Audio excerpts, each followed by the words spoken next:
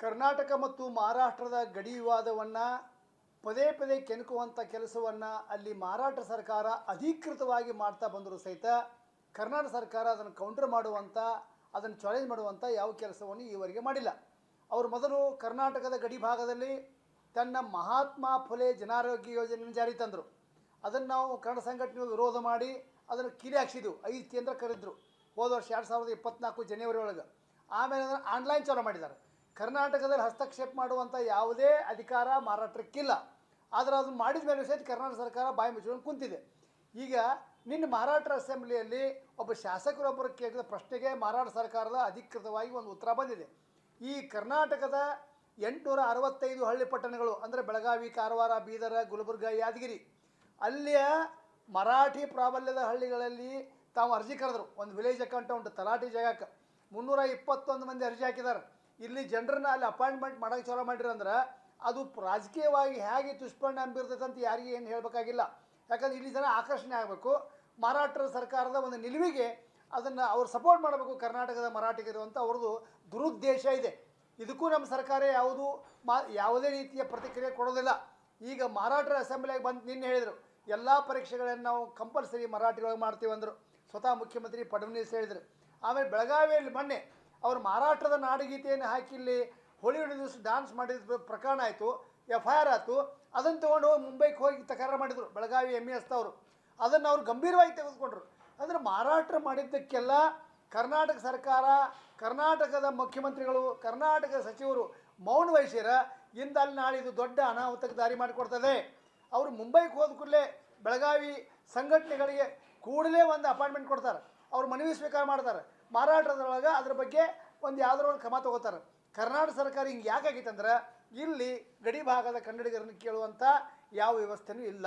ಗಡಿ ಉಸ್ತುವಾರಿ ಮಂತ್ರಿಗಳಿಲ್ಲ, ಮುಖ್ಯಮಂತ್ರಿ ಅಧ್ಯಕ್ಷತೆ ಒಳಗೆ ಉನ್ನತಾಧಿಕಾರಿ ಸಮಿತಿಯೂ ಇಲ್ಲ. ಬೆಳಗಾವಿಗೆ ಏನೇ ಗಲಾಟೆ ಆದರೂ ಗಡಿ ಸಂರಕ್ಷಣಾ ಆಯೋಗ, ಕನ್ನಡ ಅಭಿವೃದ್ಧಿ ಪ್ರಾಧಿಕಾರ, ಗಡಿ ಪ್ರಾಧಿಕಾರ ಇವರು ಯಾರೂ ಬೆಳಗಾವಿಗೆ ಬಂದು ನಿಂತು ಒಂದು ಹೇಳಿಕೆಯನ್ನು ಕೊಡೋದಿಲ್ಲ. ಇದನ್ನು ಕನ್ನಡ ಸಂಘಟನೆಗಳನ್ನು ನಾವು ತೀವ್ರವಾಗಿ ಇದನ್ನು ಖಂಡಿಸ್ಬೇಕಾಗತ್ತೆ. ಬೆಂಗಳೂರು ಸಂಘಟನೆಗಳು ನನ್ನ ಅನೇಕ ಸಲ ಕೇಳಿದ್ದಾರೆ. ನಾಡು ನುಡಿ ಗಡಿಗೆ ಸಂಬಂಧಿಸಿದ 3 ಸಂಸ್ಥೆಗಳದಾವು: ಗಡಿ ಸಂರಕ್ಷಣಾ ಆಯೋಗ, ಆಮೇಲೆ ಕನ್ನಡ ಅಭಿವೃದ್ಧಿ ಪ್ರಾಧಿಕಾರ ಮತ್ತು ಗಡಿ ಪ್ರದೇಶಾಧಿಕಾರ. ಇವ್ರು ಏನು ಮಾಡ್ತಾರೆ ಅಂತ ಕೇಳಿದ್ರೆ ನಾನು ಏನು ಹೇಳಿ? ನಾನು ಗಡಿ ಪ್ರಾಧಿಕಾರದ ಒಬ್ಬ ಸದಸ್ಯನಿದ್ದೀನಿ. ನನಗೆ ಭಾಳ ವಿಷಾದ ಅನ್ನಿಸ್ತೈತಿ. ಕರ್ನಾಟಕ ಸರ್ಕಾರದಾಗ ಈ ಬಗ್ಗೆ ಮಹಾರಾಷ್ಟ್ರಕ್ಕೆ ಕೌಂಟರ್ ಮಾಡುವಂಥ ಯಾವುದೇ ಚಟುವಟಿಕೆ ಇಲ್ಲಿ ನಡೆಯೋದಿಲ್ಲ. ಇಲ್ಲಿ ನೀವು ಬೇಕಾದ್ರೆ ಸಾಯಿರಿ, ಅನಾಥ ಪ್ರಜ್ಞೆ ಮುಡಿಸ್ಕೋರಿ, ಅದನ್ನು ಯಾವುದೂ ಕೇಳೋದಿಲ್ಲ ಅಂತೇಳಿ ಕರ್ನಾಟಕ ಸರ್ಕಾರ ನಿಲುವು ಇದ್ದಂಗೈತಿ. ಇದನ್ನು ಕರ್ನಾಟಕ ಸರ್ಕಾರ ಎಚ್ಚೆತ್ತುಕೊಳ್ಬೇಕು. ಇಲ್ಲಿ ಬೆಳಗಾವಿ ಸುವರ್ಣಸೌಧದಲ್ಲಿ ಒಂದು ಪ್ರಾದೇಶಿಕ ಕಚೇರಿ ತೆಗೀರಿ ಅಂತ ಹೇಳಿದ್ದೀವಿ. ಯಾವುದು? ಗಡಿ ಸಂರಕ್ಷಣಾ ಆಯೋಗದ ಒಂದು ಪ್ರಾದೇಶಿಕ ಕಚೇರಿ ತೆಗೀರಿ, ಗಡಿ ಪ್ರಾಧಿಕಾರದ ಪ್ರಾದೇಶಿಕ ಕಚೇರಿ ತೆಗೀರಿ. ಅದರ ಬಗ್ಗೆಯೂ ಯಾವುದು ಪ್ರತಿಕ್ರಿಯೆ ಇಲ್ಲ. ಇವತ್ತು ಮಹಾರಾಷ್ಟ್ರದವರು 865 ಹಳ್ಳಿ ಪಟ್ಟಣಗಳನ್ನು ಯಾಕೆ ಕೇಳ್ತಾರೋ? 2004ರಾಗ ಅವರು ಒಂದು ಸುಪ್ರೀಂ ಕೋರ್ಟ್ನಾಗ ಒಂದು ದಾವೆ ದಾಖಲೆ ಮಾಡಿದ್ದಾರೆ ಗಡಿ ವಿವಾದದ್ದು. ಅದರಲ್ಲಿ ಅವ್ರು ಕೇಳ್ತಾರೆ ಕರ್ನಾಟಕದ 865 ಹಳ್ಳಿ ಪಟ್ಟಣಗಳು ಮಹಾರಾಷ್ಟ್ರ ಸೇರಬೇಕು ಅಂತೇಳಿ. ಈ ಸಂದರ್ಭದಲ್ಲಿ ನಾನು ಹೇಳ್ತೇನೆ, ಕರ್ನಾಟಕ ಸರ್ಕಾರ ಈ ರೀತಿ ನಿರ್ಲಕ್ಷ್ಯ ವಹಿಸಿದರೆ ಮುಂದೆ ಒಂದು ದಿವಸ ಕರ್ನಾಟಕದ ಹಿತಾಸಕ್ತಿಗೆ, ಕನ್ನಡ ಹಿತಾಸಕ್ತಿಗೆ ಧಕ್ಕೆ ಬರೋದು ಗ್ಯಾರಂಟಿ ಅಂತ ಹೇಳ್ತೇನೆ. ಇವತ್ತು ಅವರು ಮುಖ್ಯಮಂತ್ರಿಗಳು ಎಚ್ಚೆತ್ತುಕೋಬೇಕು, DCM ಅವರು ಎಚ್ಚೆತ್ತುಕೊಳ್ಬೇಕು ಅಂತ ಈ ಸಂದರ್ಭದಲ್ಲಿ ನಾನು ಒತ್ತಾಯ ಮಾಡ್ತಾ ಇದ್ದೇನೆ.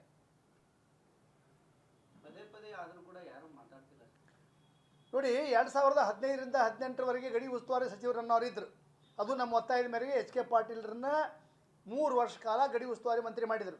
2018ರ ನಂತರ ಕುಮಾರಸ್ವಾಮಿ ಸರ್ಕಾರ ಇರ್ಬೋದು, ಯಡಿಯೂರಪ್ಪ ಸರ್ಕಾರ ಇರ್ಬೋದು, ಬೊಮ್ಮಾಯಿ ಸರ್ಕಾರ ಇರ್ಬೋದು, ತಿರ್ಗಾ ಸಿದ್ದರಾಮಯ್ಯ ಸರ್ಕಾರ ಬಂದರೂ ಸಹಿತ ಇಲ್ಲಿ ಗಡಿ ಉಸ್ತುವಾರಿ ಮಂತ್ರಿ ಇಲ್ಲ.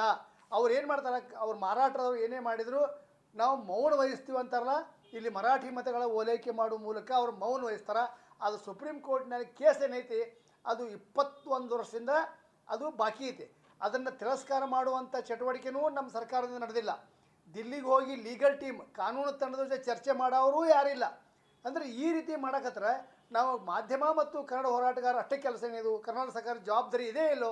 ಈ ರೀತಿ ನಾವು ಕ್ವಶನ್ ಮಾಡಬೇಕಾಗತ್ತೆ.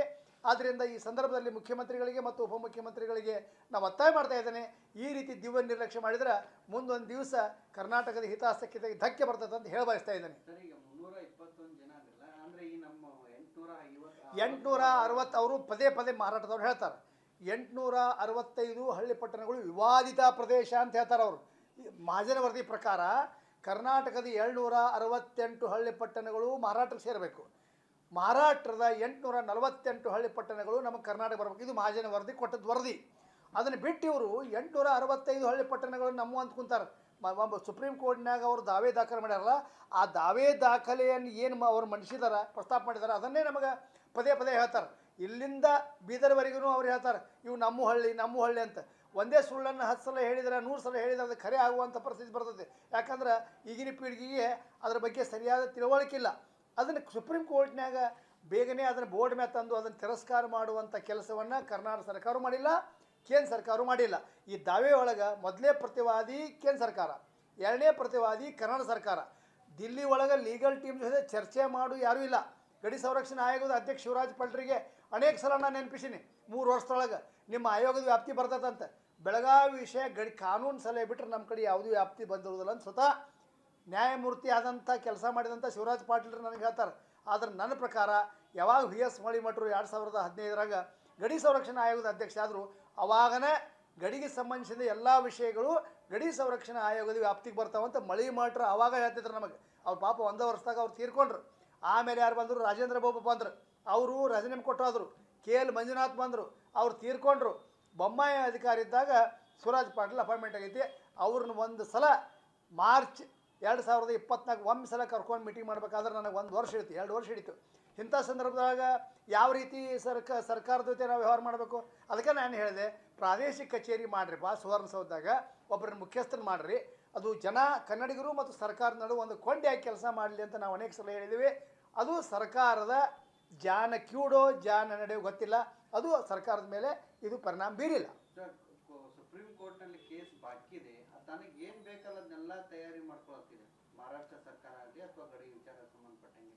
ಆದರೆ ಈವರೆಗೂ ಯಾರು ಕೂಡ ಅದ್ರ ಬಗ್ಗೆ ಮಾತಾಡ್ತಿಲ್ಲ. ಮತ್ತು ಅದರಲ್ಲಿ ಈ ಸರ್ಕಾರದ ಇರ್ಬೋದು ಅಥವಾ ವಿರೋಧ ಪಕ್ಷದ ನಾಯಕರು ಯಾರು ಈ ಗಡಿ ವಿಚಾರ ಆಗಲಿ ಅಥವಾ MAS ವಿಚಾರ ಆಗಲಿ ಯಾರು ಕೂಡ ಮಾತಾಡೋದಿಲ್ಲ, ಕಪ್ಪನ ಇರ್ತಾರೆ. ಈಗ ನೋಡಿ, ಮೊನ್ನೆ ಮಹಾರಾಷ್ಟ್ರದಾಗ ಒಂದು ಸಭೆ ಆಯ್ತು. ಬೆಳಗಾವಿಯ MAS ಇರ್ಬೋದು, ಶಿವಸೇನೆ ಮುಖಂಡರು ಹೋಗಿದ್ದರು.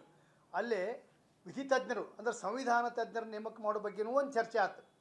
ಹರೀಶ್ ಸಾಳ್ವೆ ಅಂತ ಅತ್ಯಂತ ಇಂಟರ್ನ್ಯಾಷನಲ್ ಲಾಯರ್, ಅವ್ರನ್ನ ಎಂಗೇಜ್ ಮಾಡೋ ಸಲುವಾಗಿಯೂ ಅಲ್ಲಿ ಒಂದು ಮಾತುಕತೆ ಆಯ್ತು. ನಾಳೆ ಸುಪ್ರೀಂ ಕೋರ್ಟ್ನ ಪ್ರಕರಣ ಬಂದಾಗ ಅದು ಯಾವ ರೀತಿ ಟ್ವಿಸ್ಟ್ ತೊಗೋತೈತೆ ಹೇಳೋಕ್ಕಾಗೋದಿಲ್ಲ. ಅನೇಕ ವಿಷಯಗಳನ್ನ ಬಹಿರಂಗವಾಗಿ ಹೇಳೋಕ್ಕಾಗೋದಿಲ್ಲ. ಅಲ್ಲಿ ನನಗೆ ನ್ಯಾಯವಾದಿಗಳನ್ನ ಸಂಪರ್ಕದಾರ. ದಿಲ್ಲಿಗೆ ಬಂದು ಕಾನೂನಿನ ತಂಡ ಜೊತೆ ಚರ್ಚೆ ಮಾಡೋರು ಸಹಿತ ದಿಕ್ಕಿಲ್ಲ. ಇವರು ಅನೇಕ ಸಲ ಮಹದಾಯಿ ಸಲ ಹೋಗ್ತಾರ, ಕಾವೇರಿ ಸಲ ಹೋಗ್ತಾರ, ಕೃಷ್ಣ ಸಲ ಹೋಗ್ತಾರ. ಆ ಟೀಮ್ ಜೊತೆ ಚರ್ಚೆಗಿಂತ ಹೆಚ್ಚು ಮಹತ್ವ ಗಡಿ ವಿಷಯದಾಗ ಐತಂತ ನಾ ಭಾವಿಸ್ತೇನೆ. ಯಾಕಂದ್ರೆ ಅಲ್ಲಿ ಹೋಗಿ ಚರ್ಚೆ ಮಾಡಿ ಎಲ್ಲಿ ಕೇಸ್ ಬಂತಪ್ಪ, ಎಲ್ಲಿಗೆ ಬಂತು, ಅದನ್ನು ಬೋರ್ಡ್ ಮೇಲೆ ತಂದು ಕೇಂದ್ರ ಸರ್ಕಾರ ಪ್ರತಿವಾದಿ ನಂಬರ್ 1 ಐತಿ, ನಾವು ಪ್ರತಿವಾದಿ ನಂಬರ್ 2 ನಾವು ಅದೀವಿ, ಅಲ್ಲಿ ಚರ್ಚೆ ಮಾಡಿ ಬೋರ್ಡ್ ಮೇಲೆ ತಂದು ಮಹಾರಾಷ್ಟ್ರದ ಅರ್ಜಿಯಲ್ಲಿ ಯಾವುದೂ ತಥ್ಯಿಲ್ಲ, ರಾಜ್ಯ ಪುನರ್ಜನೆಯಾಗಿ 60 ವರ್ಷದ ನಂತರ ಇವರು ಕೋಡಿಗೆ ಹೋಗ್ಯಾರ 2004 ಅಂತ ಹೇಳುವಂಥ ಯಾವುದೂ ವ್ಯವಸ್ಥೆ ನಮ್ಮಲ್ಲಿಲ್ಲ. ಅದಕ್ಕೆ ನಾವು HK ಪಾಟೀಲ್ರನ್ನ 3 ವರ್ಷ ಮಾಡೋಕೆ ನಾವು ಎಕ್ಸೆಸ್ ಆಗಿದ್ದೀವಿ. 15, 16, 17, 18 ತನಕ ಇವತ್ತು ಆಗಿಲ್ಲ. ಇದು ಈಗಿನ ಪರಿಸ್ಥಿತಿ, ರಾಜಕೀಯ ಪರಿಸ್ಥಿತಿ, ವ್ಯವಸ್ಥೆ ನೋಡಿದ್ರೆ ಒಂದು ಹಂತದೊಳಗೆ ಏನಾದರೂ ಆಗ್ಬೋದು. ಸುಪ್ರೀಂ ಕೋರ್ಟ್ನಾಗ ಏನಾಗ್ಬೋದು ಅನ್ನೋದು ತರ್ಕ ವಿತರ್ಕಗಳು ನಮ್ಮ ಕಾನೂನು ತಂಡದೊಳಗೆ ಅದಾವೆ. ಅದನ್ನು ಬಹಿರಂಗವಾಗಿ ನಾವು ಹೇಳೋ ಪರಿಸ್ಥಿತಿ ಇಲ್ಲ. ನಾ ಹಂಗೆ ಅದನ್ನು ನಮ್ಮ ಬಾಯಿಂದ ನಾವು ಏನು ಹೇಳೋಕ್ಕಾಗೋದಿಲ್ಲ. ನಾಳೆ ಭಾಳಷ್ಟು ಸುಳ್ಳು ಹೇಳಿದ್ದು ಒಂದು ಸುಳ್ಳನ್ನು 1000 ಸಲ ಹೇಳಿದ ಖರೆ ಅಂತೇಳಿ ನೀವೇನಾದರೂ ಸುಪ್ರೀಂ ಕೋರ್ಟ್ ಮೇಲೆ ಬಿಂಬಿಸೋ ಪ್ರಯತ್ನ ಮಾಡಿದ್ರೆ ಅದರ ಪ್ರತಿಕೂಲ ಪರಿಣಾಮ ಆಗ್ಬೋದು ಅಂತ ಇಷ್ಟನ್ನು ಸೂಚ್ಯವಾಗಿ ಹೇಳ್ತಾನೆ. ಹಿಂಗಾಕತ್ತಂತ ಹೇಳೋಕ್ಕಾಗೋದಿಲ್ಲ. ಅದ್ರ ಬಗ್ಗೆ ರಾಜ್ಯ ಸರ್ಕಾರ ಎಚ್ಚರಿಕೆ ಹೆಜ್ಜೆ ಇಡಬೇಕು ಅಂತೇಳಿ ಈ ಸಂದರ್ಭದಲ್ಲಿ ಒತ್ತಾಯ ಮಾಡ್ತಾ ಇದ್ದಾರೆ. ಇಲ್ಲಿ ರಾಜಕಾರಣಿಗಳಿಗೆ ಕೊನೆಯದಾಗಿ ರಾಜ್ಯ ಸರ್ಕಾರಕ್ಕೆ ತಾವೇನು ಸಲಹೆ ಕೊಡ್ತೀವಿ? ನಾವೇ ನೋಡ್ರಿ, ಇವ್ರು ರಾಜಕಾರಣಿಗಳನ್ನ ನಂಬಿರ ನಮ್ಮನ್ನು ನಕ್ಕಿ ಅವರು ನಿರಾಮಲಗಿಸ್ತಾರೆ, ಅದ್ರಾಗೇನು ಸಂಶಯ ಇಲ್ಲ. ಪದೇ ಪದೇ ಪದೇ ಪದೇ ನಾವು ಅದನ್ನು ಎಚ್ಚರಿಕೆ ಮತ್ತು ಹೋರಾಟದ ಮಾರ್ಗ ಯಾಕೆ ಹಿಡಿಬೇಕಂದ್ರೆ ಅವ್ರಿಗೇನು ನಾಟವಲ್ದು. ಬರೀ ಅವರಿಗೆ 2-3 ಲಕ್ಷ ಮರಾಠಿ ಮತದಾರ ಮೇಲಿನ ಅವ್ರ ಕಣ್ಣೈತಿ, ಹೊರತಾಗಿ ಬೇರೆ ಲಕ್ಷ ಅವ್ರ ಕಡೆ ಇಲ್ಲ. ಬರೀ ಒಳ್ಳೊಳ್ಳೆ ನಮಗೆ 2-3 ಲಕ್ಷ ಮತ ಸಿಗ್ತಾವೆ.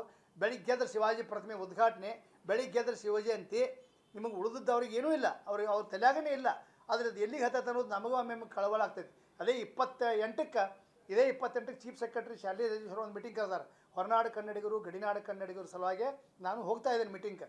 ಅಲ್ಲಿ ವಿಷಯಗಳನ್ನು ಎತ್ತೇನೆ ಇಲ್ಲಿ. ಯಾಕಂದ್ರೆ IAS ಆಫೀಸರಿಗೆ ಹೆಚ್ಚು ಜವಾಬ್ದಾರಿ ಐತಿ. ಒಂದು ಯಾವುದಾರು ರಾಜ್ಯದ ಹಿತಾಸಕ್ತಿ ಬರೀ ರಾಜಕೀಯ ಮುಖಂಡರ ಮೇಲಲ್ಲ, ಅವ್ರಿಗೆ ಜವಾಬ್ದಾರಿ ಐತಿ. ಯಾಕೆ ಚೀಫ್ ಸೆಕ್ರೆಟರಿ ಜವಾಬ್ದಾರಿ ಐತಿ. ಅವ್ರೊಂದು ಸಭೆ ಕರೆದಾರ, ಹೋದ ತಿಂಗಳಿತ್ತು, ಅದು ಪೋಸ್ಟ್ಪೋನ್ ಆಗೈತಿ. ಅವಾಗ ಇಲ್ಲಿ ಸೀರಿಯಸ್ ವಿಷಯಗಳನ್ನ ಎತ್ತೇನೆ. ಮೊದಲು ಸುವರ್ಣಸೌಧದೊಳಗೆ ಒಂದು ಪ್ರಾದೇಶಿಕ ಕಚೇರಿಯಾಗಿ ಒಬ್ಬ ಮುಖ್ಯಸ್ಥರು ನೇಮಿಸಬೇಕು. ಮಹಾರಾಷ್ಟ್ರಕ್ಕೆ ಕೌಂಟರ್ ಕೊಡುವಂಥ ಎಲ್ಲ ಕ್ರಮಗಳನ್ನು ಅವ್ರು ಕೈಗೊಂಡ್ರೆ ನಾವು ಸೂಕ್ತ ಸಮಯದಾಗ ಸೂಕ್ತ ಸಲಹೆಗಳನ್ನು ನೀಡ್ತೇವೆ.